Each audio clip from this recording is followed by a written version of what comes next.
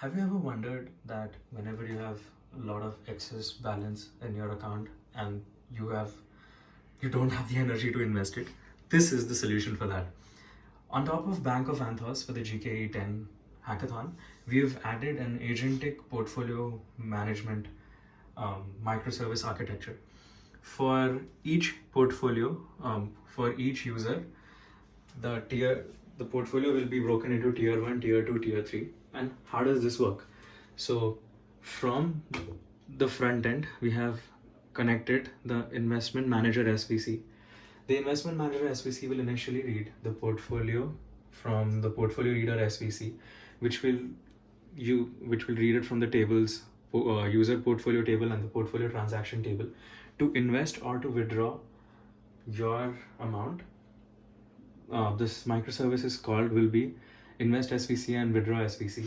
Invest SVC and withdraw SVC. In invest SVC and withdraw SVC, you do not have to break down your investment amount or withdrawal amount into tiers. That will be purely managed by the user tier agent.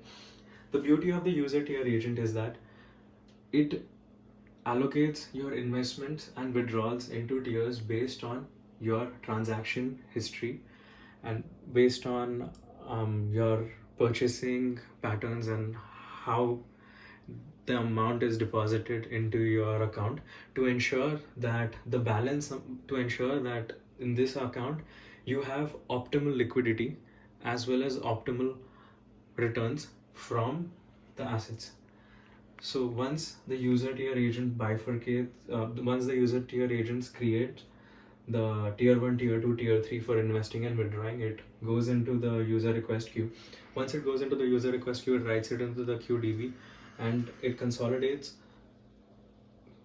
n number of requests. For now we have taken 10, and based on the change in tier 1, tier 2 and tier 3 investment and withdrawal, it will invoke the bank asset agent.